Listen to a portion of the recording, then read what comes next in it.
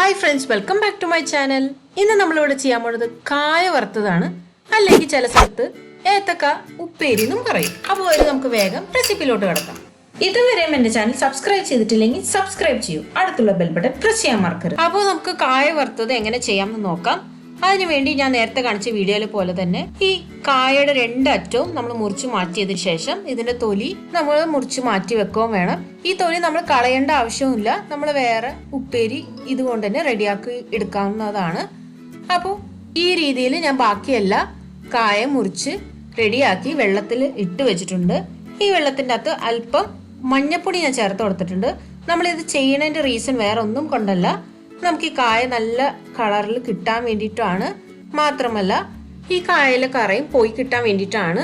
ഇനി ഇത് നമുക്കൊരു 20 മുതൽ 30 മിനിറ്റ് എങ്കിലും മാറ്റി വെക്കണം. അതിനുശേഷം നല്ല ക്ലിയർ വാട്ടറിൽ നന്നായിട്ട് കഴുകി എടുക്കുക.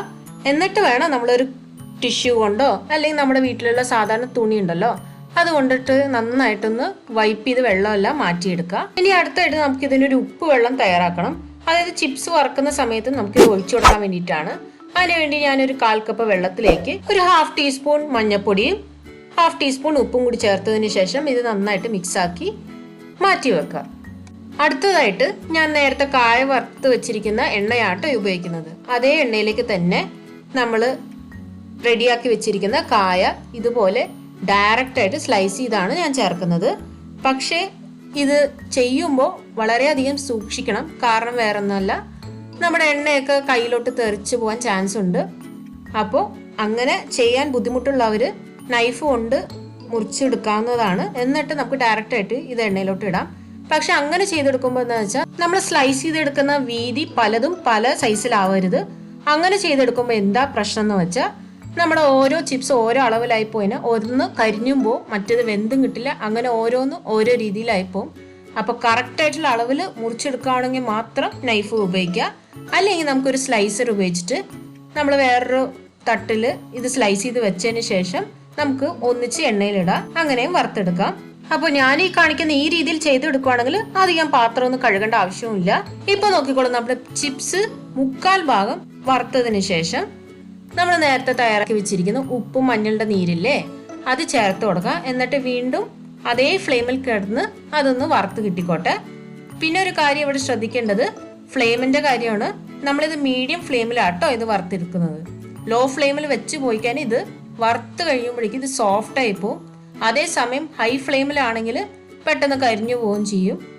നമ്മുടെ ചിപ്സ് റെഡിയായോ ഇല്ലെന്ന് നമുക്ക് ചെക്ക് ചെയ്യാൻ ഒരു മാർഗമുണ്ട്.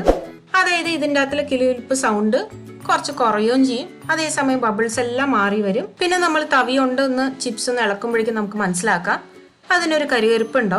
അപ്പൊ ഈ രീതിയിൽ നമ്മൾ ചിപ്സ് എല്ലാം വറുത്ത് കോരി മാറ്റാം. ഇനിയിപ്പോ ഞാൻ ബാക്കിയുള്ള ചിപ്സ് ഇപ്പൊ ഈ കാണുന്ന ഗ്രേറ്റർ വെച്ചിട്ടാണ് കേട്ടോ റെഡി ആക്കി എടുക്കാൻ പോകുന്നത്. ശരിക്കും പറഞ്ഞാൽ ഇതാണ് കുറച്ചും കൂടി നല്ല മൂർച്ചയുള്ളത്. പക്ഷെ ഇത് പഴയതായോണ്ടാണ് ഞാൻ ഇത് നേരത്തെ കാണിക്കാനത്. അപ്പോൾ ഈ രീതിയിൽ നമ്മൾ ചെയ്തെടുത്തതിന് ശേഷം നമ്മളിത് എണ്ണയിൽ നിന്ന് കോരി മാറ്റിയിട്ട് കഴിയുമെങ്കിൽ നമ്മളൊരു ടിഷ്യൂ പേപ്പറിൽ ഒന്ന് ചിപ്സ് ഇട്ട് വെക്കുക.